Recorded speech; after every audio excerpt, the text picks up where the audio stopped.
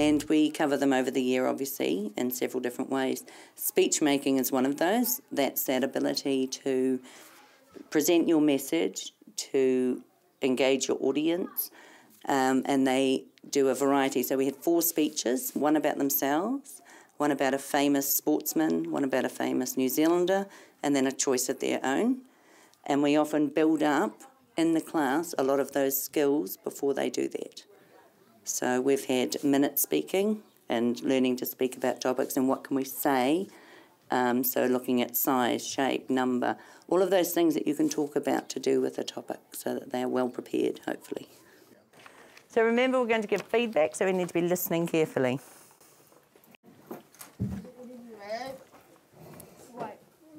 Hello, my name is Otis and I'm doing a speech on ex-heavyweight boxer Muhammad Ali.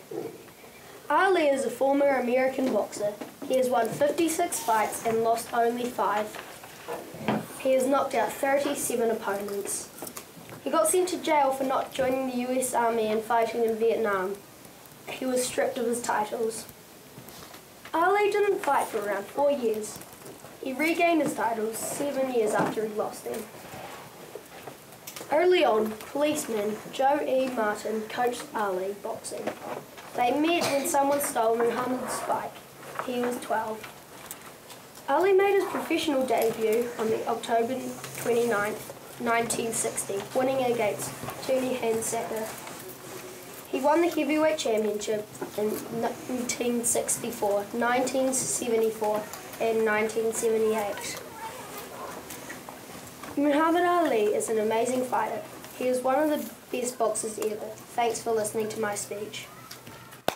Well done. You want to sit down, or are you quite happy standing? Right, we're going to go through and have a look at those things that we're going to score on. The opening statement. What do we think about that? A 4 or 5? 4.5? And why? Clear and brief and introducing the topic well. Clear, brief, introduce topic. Well done. I reckon it was really well. 4.5. Oh. Because? 273rd three-pointer on April 15th. Thank you for listening to my speech about Stephen Curry.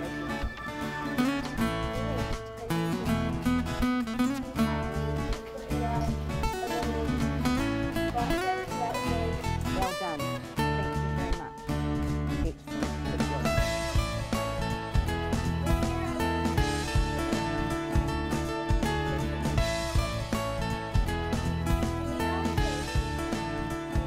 A lot of different evaluations, self, peer and teacher. So when kids are speaking and self-evaluating or evaluating each other, there can be times when comments come up that would seem hurtful or would seem negative, and that is dealt with usually quite firmly by a teacher. And also the other kids will not put up with it. They will say something and they will support that person, because we talk a lot about how we work as a group and how we're all here to teach and learn from each other. It happens a little bit, but not very often, and certainly it doesn't last very long. I like the way you kind of varied your voice and you give pauses when people have to think about what you've said or something. I like that. Varied to allow response. Clear vocals. How was that? The clarity. Can you understand what he says? He doesn't mumble. Was it clear to hear? Yeah? 4.5? Yeah, 4.5. She already wrote 5. I'm going to put a 5. Yes. I'll leave it as a 5 because I think it was very clear. He speaks very well. He's very easy to understand. Eye contact and audience involvement. Good. I need more than a good. That does not help us, Josh. How is he going to grow from you saying good? He was just like glancing at his paper, and then he could memorise his speech and keep looking at people. So rather than holding it up and reading, he was able to sort of keep an eye on the audience, and you felt part of it. And 4 or 4.5 because... I reckon a 4.5 because he did look at it quite... Hand it over. Like, people could just do... Bring in the numbers. Do you know what it takes to grow a chicken nugget? I'm actually a reasonable expert on the matter. I have one at home. Well, actually, I have her at home. She's alive, has 2 legs and 2 wings, and races around our coop like a mad thing. You've probably realised I'm not talking about the normal KFC chicken nugget, or even those ones you can buy frozen at the New World and then cook them up at home. No, this one is quite different. My nugget was no bigger than my palm when she was given to me. She was the colour of a chicken nugget and actually about the same size. Well, a slightly large one anyway. We fed her tiny bits of bread, and as she got bigger, we switched to ground-up chook pellets and the occasional small worm I hunted in the veggie garden. And man, she grew fast, really fast. When it got a bit warmer and she was heaps bigger, it was time to shift her outside. Mum was really over her being an inside pet.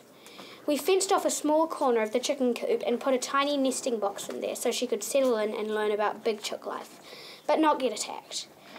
After a few days, we made a tiny hole in the netting so she could get out and cruise around with the big chooks, but then hoon back into her small pen if they were mean. They were too big to fit through the hole.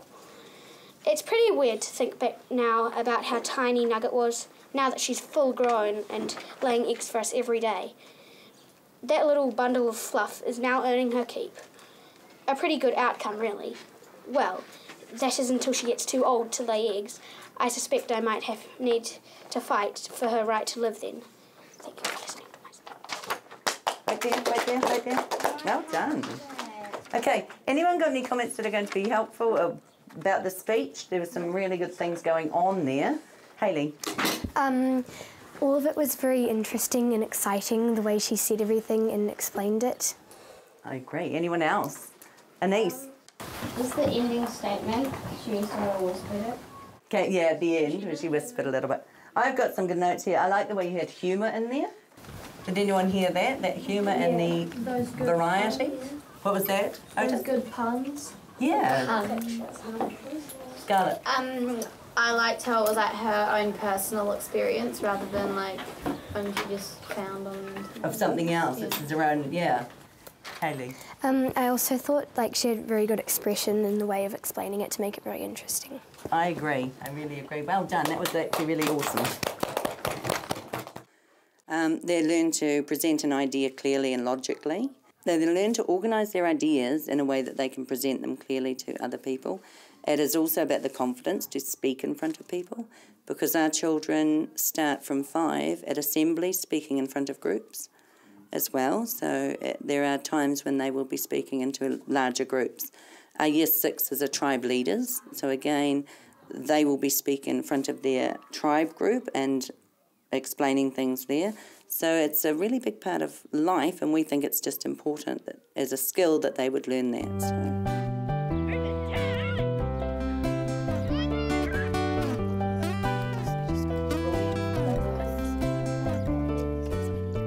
We're going to do our passion projects. Now, a lot of you, for your speeches, have been researching a topic of your choice, which you could carry on with and help preparation for your speech when it comes up later. There's a couple of people who want to do their speeches today. As part of your passion project, you could add to that, or you could practice some things with those. Who already knows the topic they're going to do? What's your topic? The Egyptian, Ancient Egyptian gods and things? Yeah. Nice. Off you go. Rugby. Fantastic. Filming. What sort of filming? We're going to learn the different sort of aspects and how to shoot the videos. Different types of shots and things? Yeah. A passion project is basically a project on something you love. That's the word passion, is, about something you are really inspired by, really love, really want to know. And that is hard for some children because they don't necessarily have a lot of interests. And it's for them to find the interests that they do have and take them further. So it gives them an opportunity to look at anything they want in terms of learning, as long as they have an idea of what they're going to learn from it. So there needs to be an objective. Do you like this house? Looks really cool. Oh my goodness. That would be so amazing. That would be so cool to live in. It's just like nestled in. It's That's kind awesome. of sad because that reminds me of the Sar shed. They've kind of tried to make it so it's got a grassy roof and nestled into the hill, but then there's a huge fire station built beside it. That is really cool too. What about that one? kind of like comes into the house. Kind of cool. Is that just like a pile of logs Yeah. that they're then created? Nice. So is this what you're going to use in your design? Yeah. And have you... I've looked through for a while and I found a couple of ones that are actually doable, like ones that aren't overly... complicated? Yeah.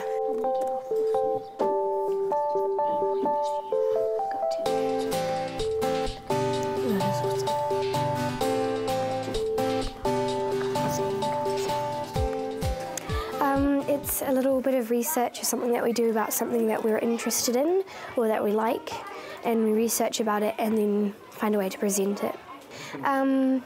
Well, we were just looking for some photos of, me and Kaya were just looking for some photos of buildings, and we're going to put them into a PowerPoint.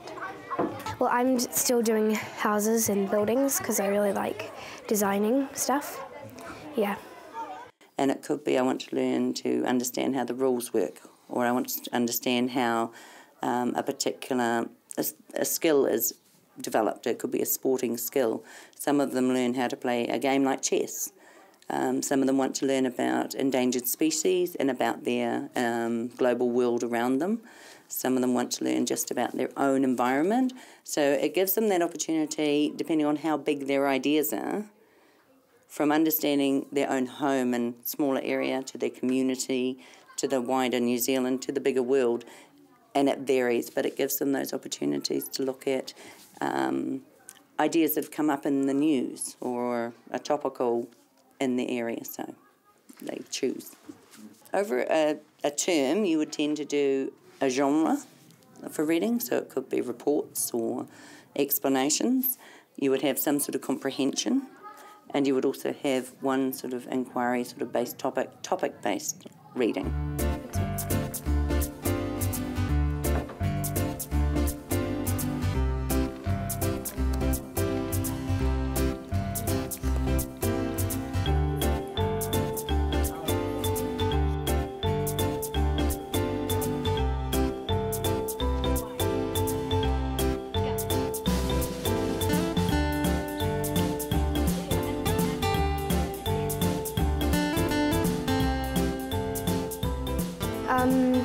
We just learn about different things and we find more about what we're interested in. And because if we're interested in something and we just we don't really know too much about it though, we just research it and then we have a lot of information about it after. Because we get to do our own thing and decide what we want to learn about, and then it can be something that we really like, so we enjoy learning about it.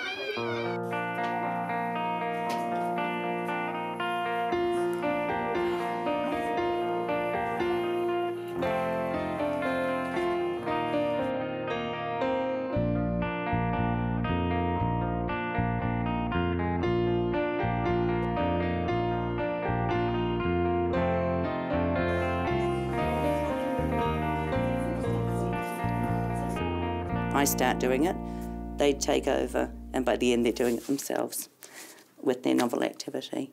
And then they've got a bunch of activities to choose from where they can show their understanding of their reading, understanding of characters, of setting, and of plot by following through with these activities, like games where they use events in the books as pros or minuses on the game board where they move forward or backwards. Your wolf looks terrible. And opposite day, your wolf looks amazing. Thank you. It's a bit doggish. It's yellow, I know that. It's yellow. Its air is squished. A banana. It's called mustard. You know what else is yellow? Our school uniforms are yellow, sort of. But also a banana is yellow and a pineapple is yellow. What? That's yellow. And that's right at the end. Bananas are bananas. So it's a good type. Bananas. Here's the school uniform. Bananas.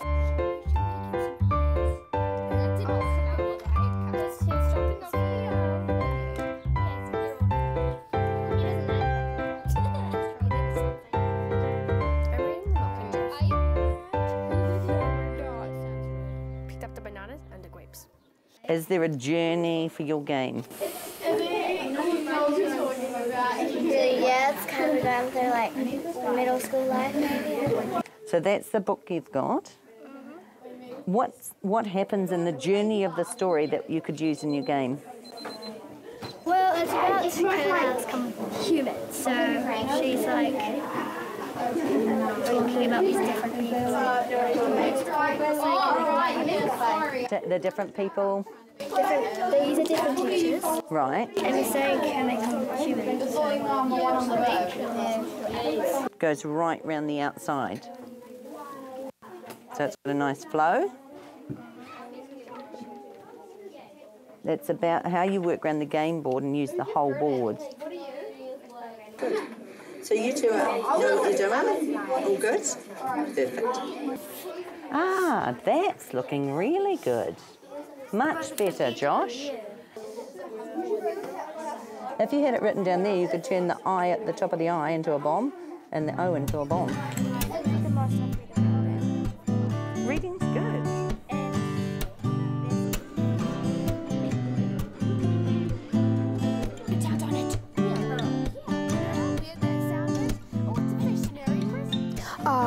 I was writing a story. It's called Frozen Heart, and I do it most of the time because I like writing, and I just write about lots of things.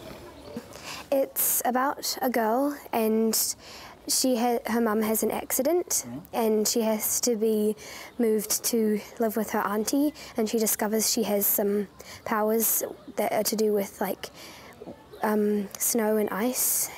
Again, they will hopefully learn about the characters and how characters change through a story, and that's the events that create that change. They'll learn about plot development.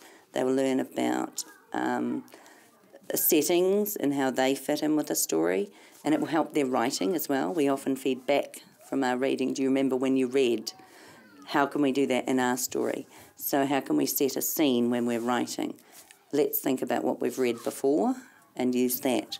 So, yeah, that helps a lot that way. Is that all right?